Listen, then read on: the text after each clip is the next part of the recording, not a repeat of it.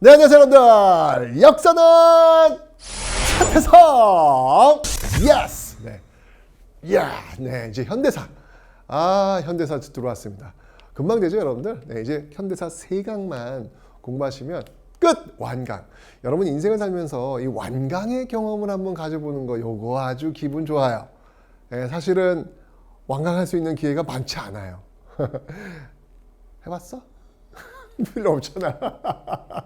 근데 한국사만큼은 한번 좀 짧은 기간 동안에 달려서 뭐 완강을 해보면 기분 참 좋습니다.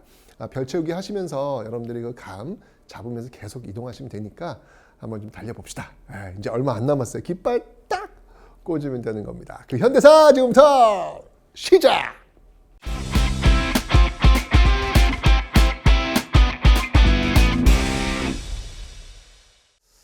자, 현대사의 출발. 사실 현대사가 광복부터 출발하잖아요. 되게 좋아야 되는데 이 광복이라고 하는 게 분단하고 같이 와요. 이게 우리 역사가 요게 좀 많이 아파요. 광복이 분단과 함께 온다라고 하는 이 사실, 참 많이 아픈 이런 부분입니다. 자, 이유가 있어요. 자, 그 이유를 한번 보도록 할게요. 일단 이 광복 직전에 일제의 패망이 눈에 보이기 시작합니다. 그러니까 이제 일본이 망했을 때 이제 그 이후에 전후 처리를 어떻게 할 것이냐에 대해서 논의를 하죠. 카이로에서 이제 그 당시 열강들이 모여가지고 회의를 합니다. 이집트 카이로에 모여서. 근데 그때 이제 우리나라 독립이 약속이 돼요. 사실 여러분들 이게 너무 독립이 약속된다라고 하는 게 너무 당연한 거라고 생각하시면 안 돼요. 왜냐면 제가 앞강에 설명드렸지만 서구 열강에게 이 땅 한반도는 그렇게 큰 의미가 있는 지역이 아니었어요. 관심 별로 없단 말이에요. 없음에도 불구하고 카이로 회담에서 콕 찍어가지고 이 우리나라를 한국을 독립시키겠다라고 하는 이 문구가 들어갔다는 거는요. 이 카이로 회담이 얼마나 역사적으로 중요한 회담인데요. 거기에 우리나라만 콕 독립을 약속한다라고 들어가는 건 이거는 어마어마한 일입니다. 근데 그럴 수 있었던 배경이 뭐다? 우리가 싸웠기 때문에 그런 거예요. 싸우지 않으면 제가 이야기했잖아요. 일본 패망, 그래. 일본 패망 이후에 일본은 모든 권리를 내려놓는다. 근데 일본의 권리 속에서 이 한반도가 그냥 패키지로 그냥 묶어 들어갈 수도 있어요. 그냥 우리는 일본 땅으로 그냥 인식할 수 있다는 얘기예요. 그런데 카이로 되면서 한국을 독립시킨다. 이게 내용이 들어간 것이죠. 자, 그리고 이제 얄타 회담에서는요, 소련이 참전하기로 또 약속을 합니다. 2차 세계대전에 참전을 해서 특히 일본과 맞서 싸우기로 약속을 하게 됩니다. 자, 그리고 이제 국내에서도요, 조선 건국 동맹이라는 게 만들어져요. 그래서 여운형에 의해서 만들어지는데 일제 패망이 이제 눈앞에 다가오니까 이제 일본이 망했을 때 어떻게 할 것이냐에 대한 논의가 이어지겠죠. 그리고 우리가 잘 알고 있는 대한민국 임시정부, 지금은 충칭이 있습니다. 그죠? 이런 어떤 그 정부들이 지금 있었다라는 거예요. 자, 광복이 되자 우리나라에 지금 이 소련군과 미군이 들어옵니다. 북에는 소련군과 이 남쪽에는 미군이 38도선 경계로 해가지고 들어와요. 그러니까 38도선 경계로 했던 것도 그 배경이 뭐였냐면 소련이 참전하기로 했잖아요. 그죠? 그 소련이 막 밀고 내려오는 거야. 막 쭉쭉 밀고 내려오는 거야. 너무 빨리 내려오는 거야. 이렇게나 빨리. 그러니까 사실은 미국의 입장에서는 소련이 참전해가지고 일본 관동군, 이 만주 지역에 있는 그 일본 군하고 격렬하게 싸우면서 소련이 굉장히 좀 힘이 좀 탕진되도록 그런 어떤 그림을 그리고 있었거든요. 근데 이게 웬걸? 저항이 없어. 일본 저항이. 막 내려오는 거예요. 이러다가 그냥 한반도가 통째로 그냥 손으로 넘어갈 수 있겠다라는 판단이 들어서 미국이 급하게 제안을 해요. 한 30여 분 만에 결정이 됩니다. 남북 분할도선, 38도선. 쭉 그냥 줄 하나 그어버린 거예요. 그래서 여기까지만, 38도선 여기까지만 소련 내려와라. 라고 이야기를 한 것이죠. 이게 지금까지 연결되고 있지 않습니까, 여러분들? 그 순간 그냥 줄로 그냥 쭉 그었던 그 선이, 물론 지금 이제 휴전선은 약간 변형은 있었지만, 어쨌든 그 분단의 본질이 지금까지 이어지고 있다. 라고 하는 사실이 너무 아파요. 자, 어쨌건 간에 이 소련과 미국은요, 어떤 형태로 들어왔냐면 점령군의 형태로 들어옵니다. 점령군의 형태. 당연하죠. 왜냐면 일본이 급작스럽게 패망을 했기 때문에 여러분 대한민국 임시정부 산하부대가 뭐예요? 한국광복군이잖아요. 한국광복군이잖아요. 기억나시죠, 여러분들? 이 한국광복군이 우리나라에 들어왔어야지. 들어오면 미국과 소련 같은 경우에는 우리를 도와주는 해방군의 형태로 들어왔을 거예요. 그런데 일본이 지금 너무 급작하게 패망하는 바람에 한국군이 들어올 시간적 여유가 없었어요.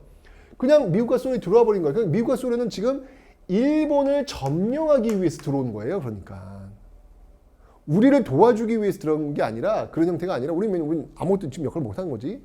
일본을 점령하기 위해서 들어온 거예요. 왜냐면 이 땅은 이제 한반도는 일본 땅이니까 일단 그죠? 점령군의 형태로 들어오는 거예요. 점령군의 형태로. 여기서부터 이제 비극이 시작되는 거예요. 이래저래.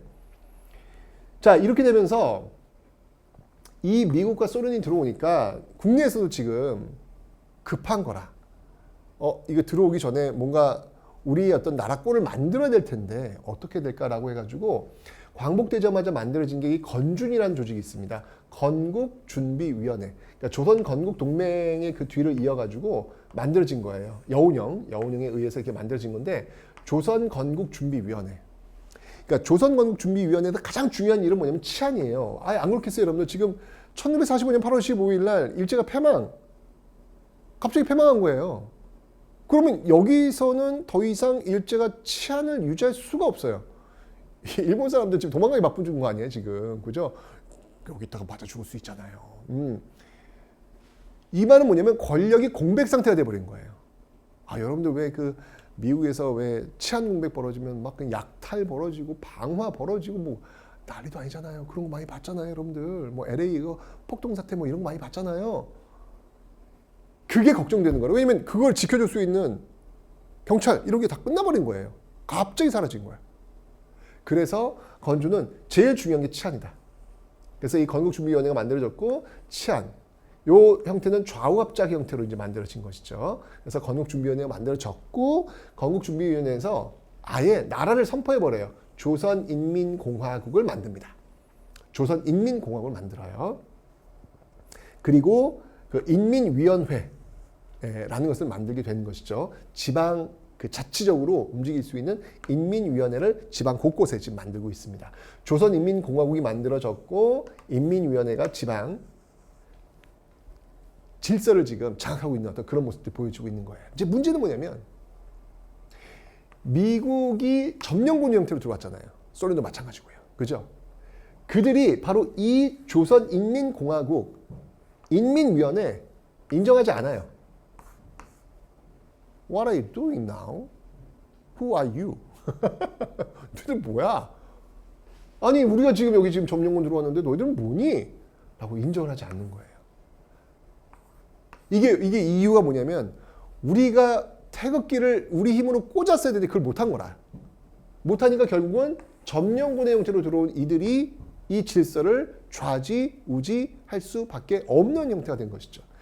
더 나아가서 일제강점기 3.1운동의 결과 만들었던 대한민국 임시정부조차도 인정하지 않아요. 그래서 백범 김구은 선생 같은 경우 임시정부 주석이지 않습니까? 광복됐는데 돌아와야 되는데 돌아오지 못하는 거예요. 왜? 임시정부 주석 김구로는 들어올 수 없다는 거예요. 왜냐하면 임시정부를 인정하지 않으니까 미국이. 그럼 어떻게 들어와야 되냐? 그냥 개인적으로 들어오래요. 그냥 개인 김구로 들어오라는 거예요. 너무 이게 아픈 상황이 벌어진 거예요. 우리가 할 수 있는 게 아무것도 없는 아니 대한민국 임시정부조차도 인정이 안 되는 그런 상태가 되어버린 겁니다. 맞습니다. 이제 우리의 질서는 점령군에 의해서 움직일 수밖에 없는 그런 상황이 된 것이죠. 자, 그러면서 이제 바로 그들이 이제 회의를 합니다. 그게 바로 모스크바 3국 외상회의다라는 겁니다. 자, 이 모스크바 3국 외상회의는요, 미국, 소련, 그리고 영국, 3국이 외무부 장관들, 아니 모여가지고 회의를 한 거예요. 한반도 문제를 어떻게 해결할 것이냐. 왜냐면 이들이 지금 점령 국가들이니까 이들이 이제 이 좌지우지하는 것이죠. 그래서 이 모스크바 3국 외상회의는 중요해요. 우리들이 어떤 노력을 하는 것들이 먹혀들어가지 않았다는 이야기야. 이거는 바로 이들에 의해서 좌지우지될 수밖에 없는 그 국제 질서가 만들어졌다는 이야기죠. 자, 그래서 모스크바 3국 외상에서 뭐가 결정됐냐면 이게 결정됩니다. 다행히도 임시정부를 수립하겠다. 한반도에 임시정부, 한국인들이 운영하는 임시정부를 수립하겠다라는 결정이 돼요. 다행히도. 그런데 조건이 있어요. 신탁 통치를 하겠다. 미국, 소련, 영국, 중국이 플러스해서 이 4개 나라가 일정 기간 신탁 통치를 하겠다는 거예요. 그러니까 즉각적인 독립은 인정하지 않겠다는 거예요. 점령국으로 들어왔으니까 우리가 점령한 형태에서 일단은 내정 간섭하겠다는 이야기죠. 쉽게 얘기하면. 우리의 질서니까. 왜냐면 이게 어떻게 보면 또 이해가 되는 게 이게 그들의 질서예요. 그들이 지금 점령을 했기 때문에 그들이 이제 결정을 한 것이죠. 그래서 이 문제를 해결하기 위해서 이제 당사자라고 할 수 있는 미국과 소련이 공동위원회를 열자. 이게 바로 모스크바 3국 외상회의의 결정이 됩니다. 굉장히 중요한 거예요. 일단 한반도에서 굉장히 중요한 결정이 내려지게 된 겁니다. 임시정부 수립하겠다. 모스크바 3국 외상회의에서 임시정부 수립하겠다. 그리고 신탁 통치하겠다. 이 문제를 미소 공동위원회에서 구체적으로 하겠다. 요 이제 결정이 된 거예요. 자, 이제 문제는 뭐냐면 맨 처음에 이 사실이 모스크바 3국 외상회의의 그 사실이 어떻게 알려졌냐면 맨 처음에는요. 그냥 신탁 통치만 알려졌어요. 이게 동아일보의 오보입니다. 오보. 동아일보에서 잘못 보도가 돼가지고 신탁 통치만 임시정부 빠지고 이 내용이 있음에도 불구하고 이게 알려지지 않고 신탁 통치만 나온 거예요. 아니, 야, 이거 뭐 이런 나라들이 우리나라 다시 식민지 만들겠다는 얘기나 마찬가지잖아요. 신탁 통치를 하겠다는 얘기는. 그죠? 당연히 반발하죠. 여기는 뭐 사회주의 세력도 반발하고 민족주의 진영도 반발하고 당연히 반발할 수밖에 없는 거예요. 왜냐면 서구 열강들이 우리나라를 신탁 통치하겠다는 얘기 누가 좋아하겠습니까? 그런데 사회주의 진영 쪽에서 이게 아무래도 이상한 거라. 아니 이렇게 결정이 됐다고? 그래서 알아보니 임시정부 수립이라고 하는 조항이 있던 거예요. 아 그래? 그럼 이 사회주의 진영은 뭘 생각했냐면 똑똑한 임시정부가 빨리 만들어지면 신탁 통치 기간을 줄일 수 있겠다. 라고 판단한 거예요. 이거 중요한 건 뭐냐면 임시정부 수립이 우선이다라고 여기가 방점을 찍은 거라. 아 그래? 그러면 모스크바 3국 외상회의에서 결정된 내용을 수용하자. 지지하자. 왜? 임시정부 세우면 되는 거니까. 그리고 이거 줄이면 되는 거니까. 이렇게 판단한 거예요. 그러니까 좌익 진영은 그래서 입장을 바꿔요. 맨 처음에는 이제 이 내용이 없다 보니까 좌익 진영도 반대를 했었죠. 그런데 이 임시정부라고 하는 내용을 알게 되면서 그럼 이 내용을 가지고 우리가 좀 창조적으로 만들어 보자. 어차피 지금 이 한반도는 점령되어 있는 형태니까 그 점령군들에 의한 질서가 만들어질 수밖에 없으니까 그 상황 속에서 최선의 방법은 일단 우리가 임시정부를 먼저 세우는 거다. 여기에 방점을 찍은 거예요. 그런데 우익 진영, 그러니까 좌익 진영이 사회주의 진영이고요. 우익 진영은 민족주의 진영 또는 자본주의 진영이라고 보시면 돼요. 이쪽 진영은 뭐냐면 우익 진영의 대표적인 인물이 김구, 이승만 이런 인물이 들어가 있는 거예요. 말도 안 된다. 임시정부가 필요 없다. 어쨌건 신탁 통치라고 하는 조항 자체가 문제다. 이거는 좀 식민지의 제2연속 아니냐. 이게 있으면 이건 무조건 받아들일 수 없다. 라고 이제 이쪽은 얘기를 하는 거예요. 야, 이렇게 되면서 그러니까 좌익 세력들은 임시정부의 방점을 찍었고 우익 세력들은 신탁 통치의 방점을 찍은 거예요. 이러면서 좌와 우가 격렬히 대립을 합니다. 이 모스크바 3국 외상회의라고 하는 국제적 질서를 놓고 민족 내부가 갈려버린 거예요. 사회주의 진영과 민족주의 진영이. 자, 이러면 뭐 좌익 진영이 박헌영 대표적이고 우익 진영이 이승만, 김구 이런 인물이 있는데 이러면서 여러분들 어떤 일이 벌어지냐면 1946년 3월 1일 3.1절 기념 행사예요. 첫 번째로 광복되고 나서 첫 번째로 열리는 3.1절 기념 행사. 이게 얼마나 중요합니까? 1919년 3.1운동 이후에 1920년 3월 1일 되면 가슴속에 그 태극기 품고 다시 한번 대한민국 만세를 외쳤던 그 기억을 21년, 22년, 23년, 24년 계속 있었을 거 아니에요. 그런데 이제 드디어 광복되고 나서 처음으로 46년도에 3월 1일 날 대한독립 만세를 이제 마음껏 외칠 수 있는 그날이 온 거야. 얼마나 기분 좋아요. 그런데 이 좌와 우의 대립이 워낙 심하다 보니 좌익 진영 따로 3.1절 기념행사를 갖고 우익 진영 따로 기념행사를 갖고 끝나고 나서 서로 만나가지고 충돌까지 벌어집니다. 여러분들이 현대사에서 우리가 이제 놓치지 말아야 할 게 뭐냐면 꼭 배워야 되는 거예요.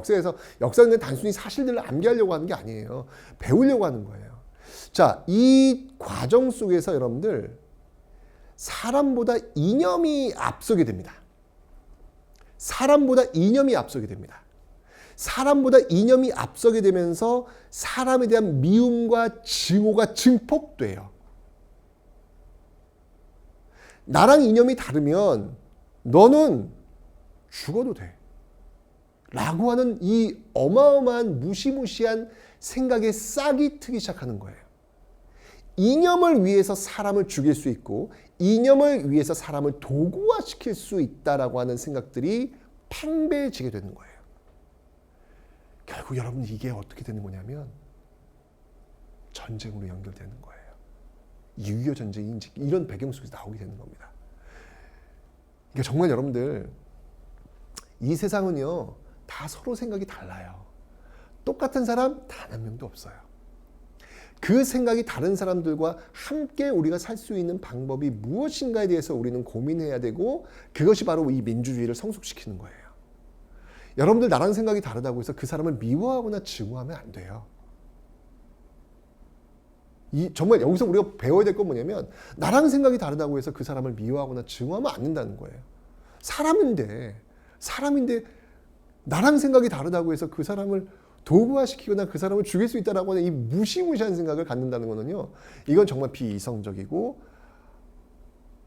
정말 위험한 생각인 것이죠. 근데 우리는 그 경험을 했어요. 이제 6.25 전쟁으로 간다고요, 우리가요. 이 좌우의 대립이 거기까지 이제 끌고 가는 거예요. 자, 어쨌건 간에 이렇게 좌우의 대립이 극심해지는데 여기에 이제 문제가 또 하나 추가됩니다. 뭐냐면 이 광복되고 나서 여러분들 제일 먼저 처단해야 될 사람들이 누구예요? 일제 35년 동안 지식인들, 기업인들, 일제 충성하면서 잘 먹고 잘 살았던 소위 민족 반역자들 있잖아요. 그들은 어떻게 해야 돼요?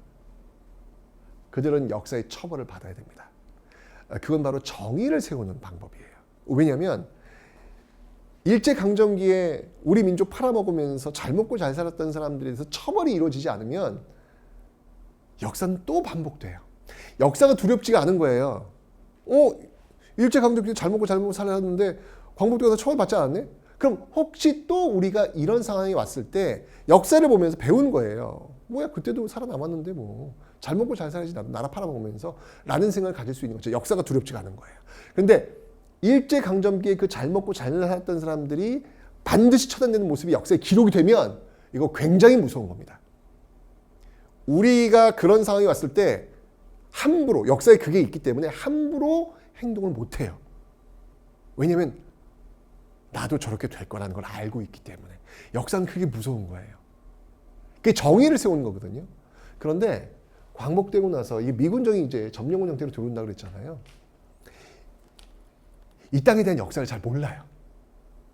미국의 입장은 뭐냐면 미국의 입장은 이 한반도를 빨리 안정화시키는 거 이게 장땡이에요.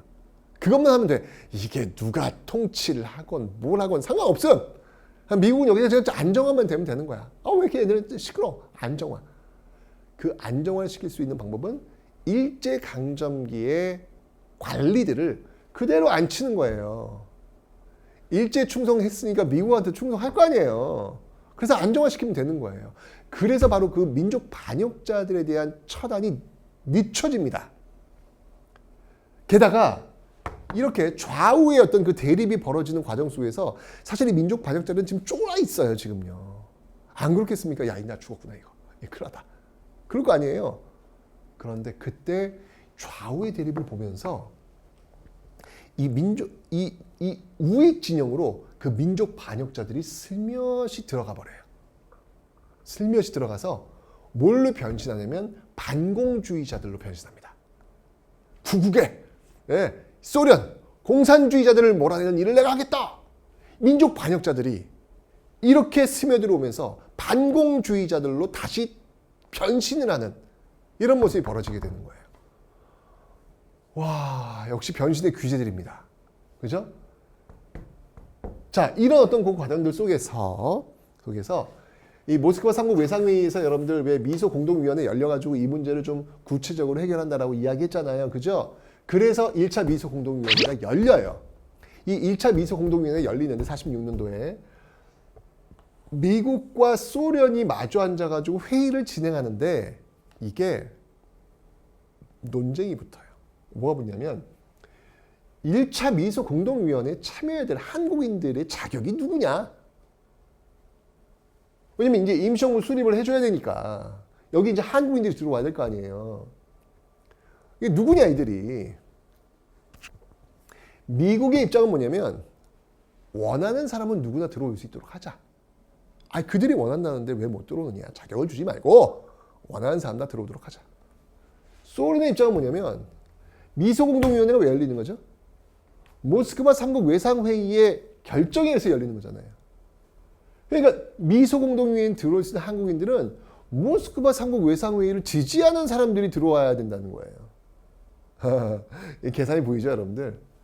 그러니까 미국은 누구나 다 들어와라 라고 하면서 이 우익 진영을 다 들어오게 하려고 하는 것이고 소련은 모스크바 3국 외상회의 지지하는 사람만 들어오게 하라. 이거 뭐 좌익만 들어오는 얘기잖아요. 자기들 유리한 세력만 들어오도록 이 장치를 지금 만들어 놓고 있는 거예요.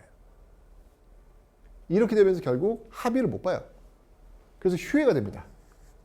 나중에 다시 얘기합시다. 휴회가 되는 거예요. 자, 근데 이때 이 모습을 바라보면서 이승만이라고 하는 정치인이 판단을 내립니다. 아, 미국과 소련은 합의를 못 보겠다. 전 세계적으로 이 2차 세계대전이 끝나고 나서 세계 양강이 지금 미국과 소련인데 이 미국과 소련이 지금 분위기가 심상치 않은 거예요. 2차 세계대전 때는 같은 편이었지만 끝나고 나서는 이 둘이 지금 굉장히 대립하고 있는 모습이 점점 나타나고 있는 거예요. 실제로 그렇게 돼요. 냉전이라는 게 만들어집니다. 사회주의 진영, 자본주의 진영, 소련 진영, 미국 진영. 이렇게 이제 냉전의 어떤 모습들이 이제 만들어질 거거든요. 그 조짐을 본 거예요. 자, 그러면서 이제 이승만은 뭐라고 얘기하냐면, 정읍에서 놀라운 발언을 해요. 이 미소 공동위원회가 딱 결렬되는, 이 휴회되는 모습을 보고, 아, 이거 미국과 소련은 합의 못 본다, 얘들은. 그렇다면, 지금 38도선 경계로 북쪽에는 소련이 들어와 있고 남쪽에 미국이 들어와 있으니, 합의를 어차피 못 본다. 그렇다면, 남한만이라도 빨리 정부를 세워가지고 38도선 위에 있는 소련을 격퇴시키자 라고 주장하는 정읍 발언을 내는 거예요. 근데 이게 왜 중요한 거냐면 뭐야 남한만이라도 정부를 만들자는 얘기는 뭐냐면 남과 북의 분단을 귀정사실화하는 거잖아요. 지금 이게 좌우의 대립이 있긴 있었지만 남과 북이 분단된다는 생각은 안 했어요. 그런데 이승만은 그 화두를 던진 거예요. 남과 북이 분단될 수도 있다. 일단 남한만이라도 정부 빨리 만들어야 된다. 그래서 나중에 이 소련 격퇴해야 된다라고 얘기를 하는 거잖아요. 이러니까 충격이 온 거예요. 뭐? 남북 분단? 정부가 다른 정부가 들어온다고? 뭐지? 라고 하면서 여기 위기의식을 느낀 사람들이 좌우 합작 운동을 전개합니다. 물론 여기서 이야기하는 이 좌우에서 좌에 해당하는 인물은 여운형, 우에 해당하는 인물은 김규식이에요. 근데 이들의 성향이 극우, 극좌가 아니에요. 중도 세력들이에요. 중도 좌파, 중도 우파? 이것도 굉장히 주관적인 어떤 분류긴 하지만 어쨌건 그 중간적인 어떤 그 세력들이거든요. 이들이 좌우 합작 운동을 전개하는 거예요. 왜냐하면 분단을 막아야 되겠다라고 판단했기 때문에 초경 미군 정도 이거 오케이 합니다. 왜냐면 미군 정은 무조건 안정화가 중요한 거기 때문에 이게 싸우고 막 좌우 싸우고 원치 않아요. 이들은 그냥 안정화가 제일 중요한 거거든. 그래서 이 사람들이라면은 가능하겠다. 좌우가 일단 지금 하나가 한다고 하니까 초기 미군 정도 이거 지원을 해요. 그러면서 좌우합작 7원칙이라는 게 나옵니다. 미소 공동위원회를 계속 연다. 친일파를 처단한다. 임시정부 만든다. 뭐 이런 내용들의 7원칙이 이때 나오게 되는 겁니다. 그런데 아까 지금 휴회됐다 그랬잖아요. 2차 미소공동위원회가 좌합작이 진행되는 과정 속에서 2차 미소공동위원회가 열려요. 근데 결국 미국과 소련이 다시 참가적인 문제로 논쟁을 벌이다가 아예 결렬이 됩니다. 이제는 다음도 없어. 넥스트가 없어. 왜냐면 이 과정 속에서 트루먼 독트린이라는 게 나와요. 영국 처칠의 뭐 철의 장막, 또 트루먼 미국 대통령의 독트린 선언이거든요. 트루먼 선언. 냉전, 소련, 우리 딱 선 긋고 우리 편 위해서 우리가 뭐 지원하겠다. 뭐 이런 얘기를 한 거예요. 이런 과정 속에서 지금 2차 미소공동위원회가 되겠냐고 이게. 결국은 결렬이 됩니다. 자, 야 이게 지금 한반도 문제가 이 모스크바 삼국 외상회의에서 파생되어가지고 미소공동위원회가 열렸는데 이게 지금 결렬된 거예요. 굉장히 중요한 흐름이 지금 결렬돼 버린 거예요. 이제 이 한반도의 문제가 어떻게 해결될 것이냐. 미국이 그래서 이 문제를 여기서 이제 해결하지 않고 어디로 넘겨버리냐면 유엔으로 넘겨버려요. 이 문제를.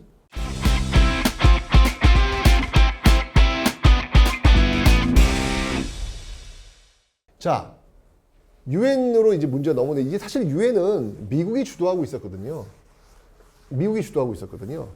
그러니까 미국의 의지대로 이제 갈 수밖에 없는 거예요. 당연히 소련은 반대를 하겠지. 그림이 그려진단 말이에요, 지금. 그죠? 자, 유엔에서 이제 뭐라고 결정되냐면, 그러면 인구 비례에 의한 총선을 실시해라. 이게 결정이 됩니다. 소련이, 그래서 한국임시위원단을 파견을 해요. 소련이 당연히 거부하죠. 아니, 봐봐. 인구 비례에 의한 총선 거래. 북한의 인구 적거든. 그럼 이 총선을 치르면 여러분들 결과가 어떻게 나올까? 당연히 남한 주도의 국회가 만들어지고 그 남한 주도의 국회에서 헌법이 만들어질 거 아니에요. 소련이 이걸 찬성하겠냐고. 안 하지. 결국 한국임시위원단은 북한으로 못 들어갑니다. 그래서 이 문제가 다시 유엔 소총위로 넘어와요. 그러면 어떻게 해야 되냐 이 문제. 지금 소련이 거부하고 있는데 그러면 가능한 지역에서만이라도 일단 총선거를 해라. 그러니까 남한만이라도 하라는 거예요. 남한만이라도. 자, 이게 점점 분단이 기정사실화로 지금 가고 있는 겁니다. 지금. 남한만이라도 해라. 그래서 열린 총선거가 바로 이 1948년도에 있었던 50총선이라는 거예요. 그 결과 50총선 열리게 됩니다. 자, 이러니까 난리가 났습니다. 이게 지금 50총선을 한다는 얘기는 남한만 한다는 얘기 아닙니까? 그럼 남한에서만 지금 이게 정부가 만들어진다는 얘기인데 그럼 당연히 북한도 만들어질 거 아니에요. 북한은 뭐 사실은 이미 뭐 정부 수립을 위한 준비를 지금 다 하고 있는 상황이었어요.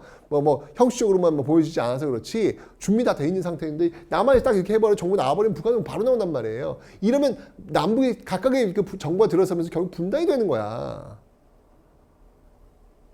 이 당시에 있는 많은 지식인들이 이 분단에 대한 그 두려움이 있었어요. 야, 이거 한번 분단되면 이거는 전쟁으로 갈 거고, 이거 엄청난 동족상의 비극이 될 수밖에 없다라는 그 두려움이 있었거든요. 어떻게든 막으려고 했어요. 그 대표적인 인물이 바로 백범 김구예요. 백범 김구는 여러분들 아까 제가 봤지만 우익 진영으로 분류가 됐잖아요. 모스크바 삼국 외상회의도 반대했잖아요. 이승만과 함께. 그런데 분단이라고 하는 상황이 오니까 이 백범 김구는 이거는 아니다. 어떤 일이 있더라도 분단은 막아야 된다. 이거 분단이라고 하는 개념은 좌와 우의 개념이 아니라는 거예요. 일단 한반도가 잘려나가는 거고 다른 정부가 들어서는 거기 때문에 그 심지어 전쟁까지 올 수 있는 상황이기 때문에 이건 무조건 막아야 된다. 백범 김구가 이제 이런 얘기를 하는 거예요.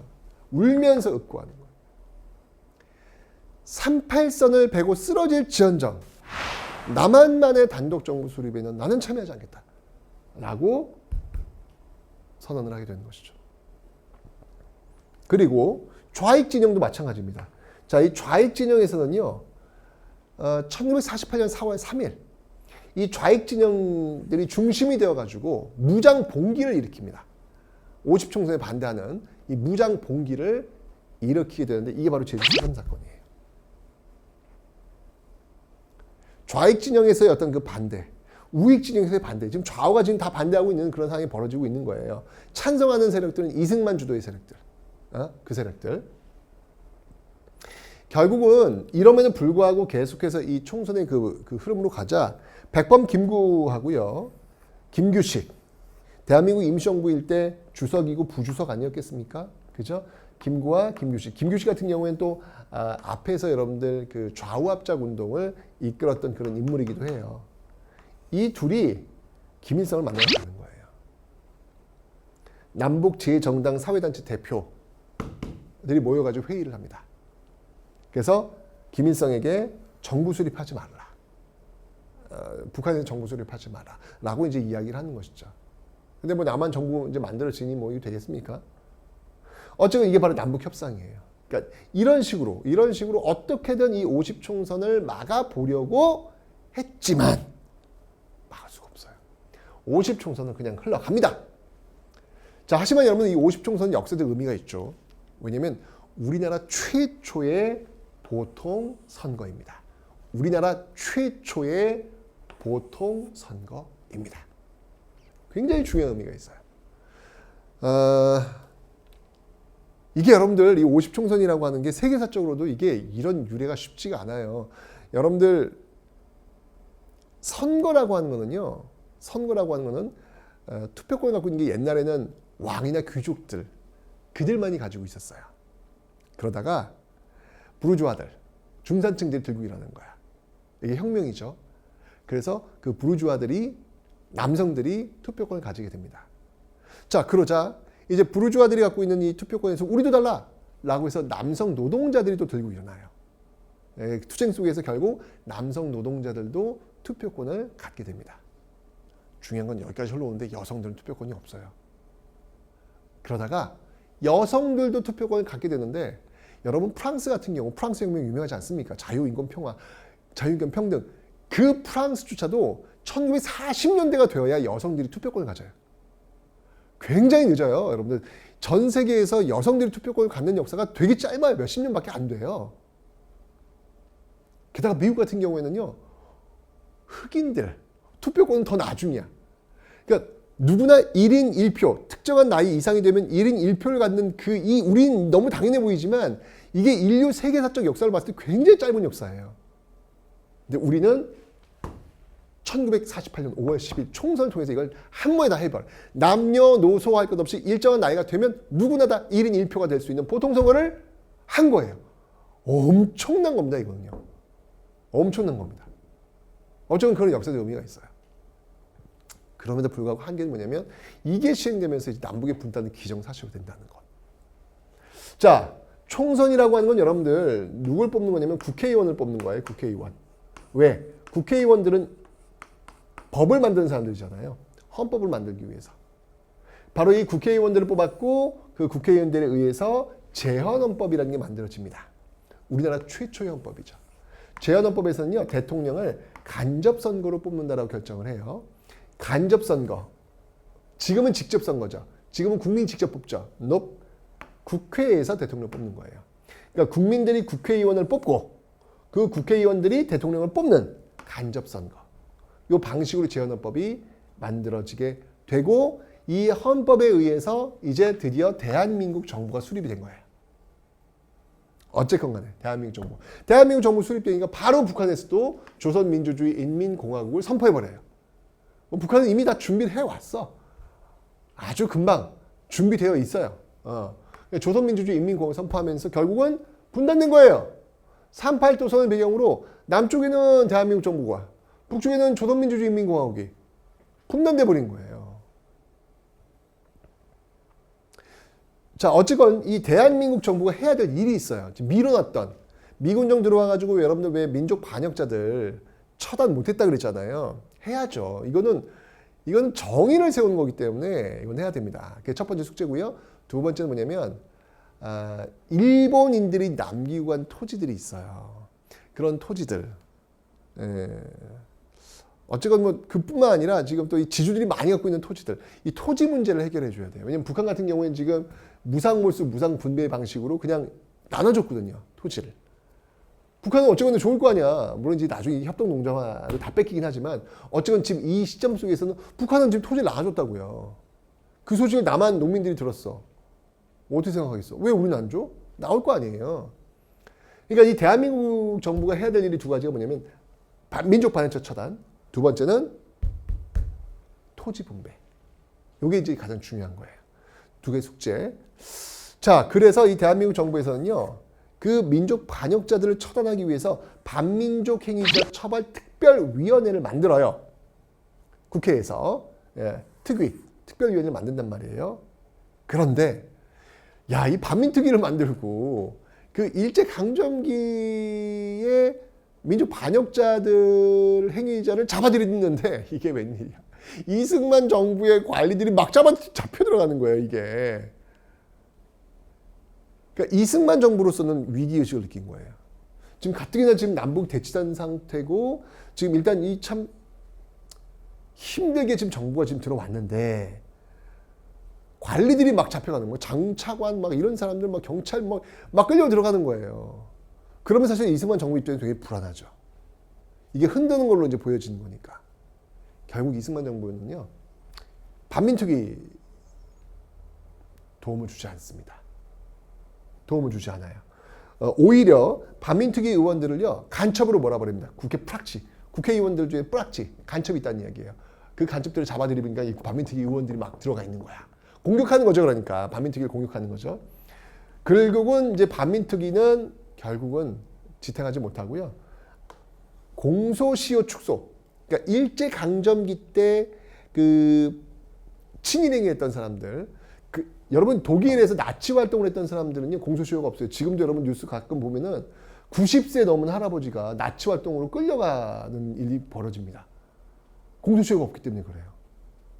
그런데 공소시효를 아예 짧게 그냥 축소해가지고 그냥 털어버리는 거예요. 아, 굉장히 아쉬운 순간이에요. 그러니까 이게 안 되다 보니까 지금까지도 그때는 다 그랬어. 이제 과거를 보지 말고 미래를 바라보자. 뭐 이런 얘기들이 나올 수밖에 없는 거예요. 이게 안 됐거든요. 이게 반민특위, 이게 이제 반민족 행위자들에 대해서 처벌이 안 이루어진 거야. 제가 얘기했잖아요. 반민족 행위자 처벌은요, 이건 정의를 세우는 일이라고요. 근데 그게 안 이루어지다 보니까 지금까지도 이게 문제가 되는 거예요. 아니, 배워야 돼요, 여러분들, 이런 거는. 역사의 정의를 세운 일은 그때 좀 아프고 고통스럽더라도 해야 돼요. 이걸 안 하고 그냥 다음으로 넘기지 않으면 이건 계속해서 문제가 될 수밖에 없는 거예요. 결국 반민특위는 와야 됩니다. 하지만 농지개혁은 이뤄냅니다. 농지개혁은요, 유상매입, 유상분배. 이건 제가 나중에 다시 한번 설명드릴 거예요. 농지개혁은 이뤄내고 있지요. 네. 자, 이렇게 지금 하고 있는 과정 속에서 어쨌든 남북은 지금 바로 정부가 만들어졌고 결국은 북한이 남침을 하면서 6.25 전쟁이 발발하게 되는 거예요.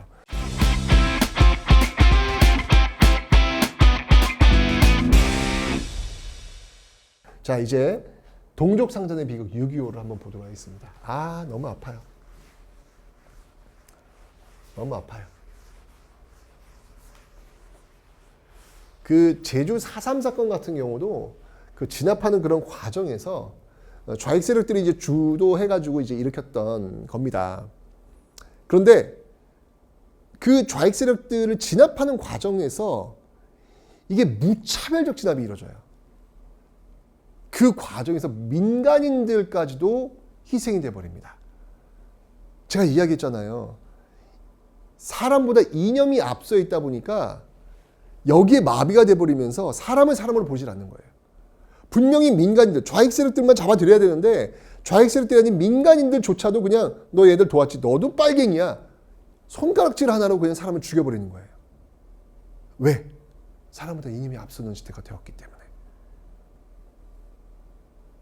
여러분들 제주도에는요, 어느 마을에 가면 제삿날이 똑같아요. 그 지역이 그냥 동시에 그냥 똑같은 날 몰살돼 버린 거예요.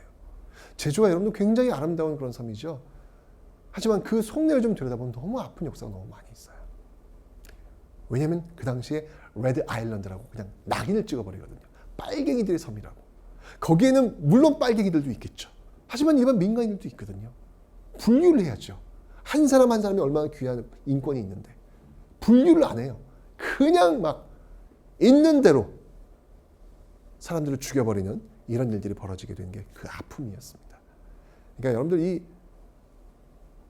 진짜 배워야 돼요. 우리가 이 현대사에서 사람보다 이념이 앞섰을 때 어떤 일이 벌어지는지에 대해서 우리가 정말 배워야 될 지점이 아닐까. 이제 그 제주 4.3 사건의 민간인들에 대한 학살이 더 증폭된 게 이제 전쟁이에요. 더 큰 비극이 나오는 거예요. 북한의 남침을 통해 가지고 이제 나오는 건데, 자, 조선민주주의인민공화국이 만들어지고 소련과 중국이 지원을 합니다. 그리고 대한민국 정부는 이때 이제 미국 국무부 장관이 애치슨이었는데요. 그 애치슨이 선언을 하나요. 뭐라고 하냐면, 극동방위선을 필리핀, 일본, 필리핀과 일본을 잇는 극동방위선을 그어버립니다. 한반도가 빠졌어요. 미국의 극동방위선에서. 이러니까 북한으로서는 뭐야? 미국이 한반도를 포기했나 보다. 라고 오판할 수 있겠지. 김일성은 그렇게 생각했던 거예요. 기운이 있다. 라고 해가지고 침략을 하게 되는 겁니다. 여러분, 전쟁은요, 어떤 경우도 합리화될 수 없어요. 김일성이라고 하는 인물이 6.25 전쟁을 일으켰던 장본인이기 때문에 역사에서 그 평가는요, 좋을 수가 없어요. 전쟁을 통해서 뭐 민족을 해방하겠다. 사람이 얼마나 죽어나가는데 말도 안 되는 거예요. 전쟁을 통해서 그런 방식을 통해 가지고 해방된다는 게 말이 됩니까? 어쨌건 김일성의 그 남침에 의해 가지고 지금 밀고 내려오게 되는 건데, 이 낙동강 방어선 여기까지 밀고 내려오죠. 엄청났습니다. 근데 이 낙동강 방어선에서 치열한 공방이 펼쳐질 때 이 북한, 이게 사실 이게 6.25 전쟁 미스테리가 하나 있어요. 뭐냐면 북한이 6월 28일 날 서울을 점령해버려요. 그런데 거기서 3일 동안 머물러요. 나중에 낙동강을 이게 차지를 못했을 때 김일성이 서울에서 3일 머물렀던 것, 이거를 가장 통탄합니다. 그러니까 서울에 3일 머물 때 저희 스탈린 난리 났어요. 동지들 왜 멈추고 있느냐, 빨리 전격전에 의해서 탱크 앞세워가지고 빨리 내려가서 한 달 안에 끝내야 되는데 왜 멈추고 있느냐, 난리가 났었어요. 근데 이유가 있어요. 서울에서 멈춘 이유가. 그게 뭐였냐면, 지금 이게 한반도 이렇게 있으면 38도선이잖아요. 38도선을 지금 이제 북한 인민군이 밀고 내려오는데 이쪽 서울 쪽은 지금 작전대로 좀 밀고 빠르게 내려오고 있는 거예요. 그래서 이 서울을 지금 점령했단 말이야. 그 다음에 뭘 할 거냐면 이쪽 라인, 춘천 쪽이 부대가 와가지고 이 수원 쪽을 점령해가지고 여기서 그 대한민국 그 국군들을, 주력 군대를 괴멸시킨다. 괴멸시키고 유유자적으로 밀고 내려가서 이 한반도를 적과 통일한다. 이게 목표였거든요. 그런데 여기 지금 이쪽 라인은 지금 해결이 됐어요. 이쪽이 지금 문제가 발생했어요. 여기 춘천 쪽 라인인데요. 이 춘천 전투라고 하는 건데, 이 춘천 전투에서 그 육사단이 준비를 하고 있었어요. 북한의 남침을 준비를 하고 있었어요. 대응을 할. 그래서 북한이 떼가 밀고 내렸는데 여기서 박격포 공격이 들어오는 거예요. 그래서 북한군이 심지어 38선 위부로 후퇴까지 했어요. 이게 이렇게 되면 안 되는 거거든. 빨리 내려와가지고 여기 지금 수원 쪽을 점령을 해야 되는데 이걸 못한 거라. 그래서 여기서 지금 주력 부대가 서울에서 머물고 있었던 거예요. 올 때까지. 요 3일이 굉장히 중요합니다. 요 3일 동안에 메가더가 와가지고 이 전후 상황을 받고 메가더의 지시에 의해 가지고 미군이 투입되고 이 준비를 다 갖출 수 있었던 거예요. 결국은 이 3일 동안에 밀고 내려오지 못하게 되면서 낙동강을 넘지를 못해요. 여기서는 이제 국군과 유엔군이 준비가 다 돼 있는 상태거든요. 특히 이제 유엔군은 제공권, 하늘을 지금 장악하고 있기 때문에 여기를 넘지를 못해요. 그 과정에서 드디어 완전히 상황 뒤엎는 인천 상륙작전이 이루어지게 될 수 있다. 그러니까 만약에 이 3일 동안 머물지 않았으면 인천 상륙작전 없어요, 저거. 그냥 바로 그냥 밀고 내려가는 상황이기 때문에. 그래서 굉장히 춘천 전투가 춘천 홍천 전투라고 하는데 굉장히 중요한 전투입니다, 이 전투가요. 자, 그래가지고 이제 완전히 상황이 역전됐습니다. 밀고 올라가는 거예요, 이제. 압록강까지 올라갔어요. 근데 이때 다시 한번 상황이 뒤집어지죠. 바로 중국군이 전격적으로 개입을 합니다. 중국군이. 개입을 하게 되면서 철수를 하게 되죠. 뭐 인해 전술만 밀고 내려오니까 이게 그 유명한 흥남 철수. 이때 이제 메러딕 빅토리 뭐였죠? 무기 다 내리고 민간인들 싫잖아요. 그죠? 무려 14,000명을 기네스북에 올라갔죠. 이 민간인들을 구한 단일 배로 가장 유명한 배 메러딕 빅토리오 흥남 철수. 영화 그 국제시장의 그 배경이 되기도 했습니다. 철수하면서 결국은 일사후퇴 1월 4일 날 1951년 1월 4일 날 또 서울을 뺏겨요. 이게 바로 일사후퇴가 되는 겁니다. 다시 이제 또 올라와가지고 어떻게든 38선을 배경으로 또 싸우게 되니까 이때 이제 소련이 이제 이거는 이제 한 달 안에 끝내야 되는데 이걸 못 끝낸 거라. 이제 더 이상 여기서는 이제 미국도 이제 다 이제 준비 들어왔고 여기서는 더 싸우다가는 이거 3차 대전 나올 수도 있겠다. 뭐 그런 판단이 있었던 것 같아요. 그래서 소련이 휴전을 제의를 합니다. 그럼 휴전회담이 열리는데 이 휴전회담도 역시 그 모스크바 3국 외상회에서 미소공동회에서 잘 안 되듯이 여기도 마찬가지로 포로들을 어떤 방식으로 해결할 것이냐 이게 또 논의가 또 벌어집니다. 그러니까 포로들을 미국은 뭐냐면 자유송환 가고 싶은 나라 갈 수 있도록 해달라. 그런데 소련은 자동송환 북한에서 내려왔으면 북한으로 가는 거고 수호로 내려서 수호로 가는 거고 미국에서 자동송환 이게 이제 굉장히 첨예하게 이게 합의를 못 봐요. 그 과정 속에서 이승만 정부는 전쟁은 계속해야 된다. 조금만 더 이거 지금 승리가 눈앞에 나왔는데 왜 여기서 휴전하려고 하느냐 라고 해서 지금 이 포로 때문에 지금 굉장히 민감해 있잖아요. 그런데 그 포로들을 석방해 버립니다. 공산주의 반대하는 그 포로들을요 석방해 버려요. 누구 맘대로. 지금 이 포로 회담이 지금 벌어지고 있는데 휴전 회담이 가장 중요한 포로인데 이승만 정부가 풀어버리는 거예요. 미국으로서는 난리가 났죠. 그래서 결국 이승만을 제거하려는 계획까지 세울 정도로. 왜냐면 후방에서 이 난리를 치고 있으니까. 결국 이제 이승만을 제거했을 때 대안이 없는 거라. 그래서 결국은 이승만 정부가 원하는 걸 들어주죠. 두 가지였습니다. 전쟁 끝나고 나서도 미군은 주둔하라. 그리고 경제 원조하라. 두 가지. 요거 들어주기로 하면서 결국은 1953년 정전협정이 체결되었고 요게 이제 이러면서 휴전선. 네. 38도선이었죠? 이제 휴전선이 지금 체결되었고 약속대로 한미 상호 방위 조약이 전쟁 휴전 회담 끝나자마자 바로 체결되었고 여기에 근거해서 쭉 지금까지 주한미군이 있는 배경이 바로 여기서 나오고 있는 겁니다. 이게 바로 6.25 전쟁의 흐름인데 문제는 뭐냐면 이 과정 속에 서울 보세요 한번. 자 서울의 주인이 몇 번 바뀌어요. 자 밀고 내려와서 한번 바뀌었어. 인천 상륙전에서 바뀌었어. 중국 개입이 또 바뀌었어. 다시 서울만 4번 바뀌어요 주인이. 야 여러분들 그때 그 다큐를 보면요 이런 일이 있어요. 한 노인이 태극기와 인공기 두 개를 들고 나와요. 학국 주인이 바뀌니까 어디다가 줄을 서야 될지 모르는 거예요. 여러분들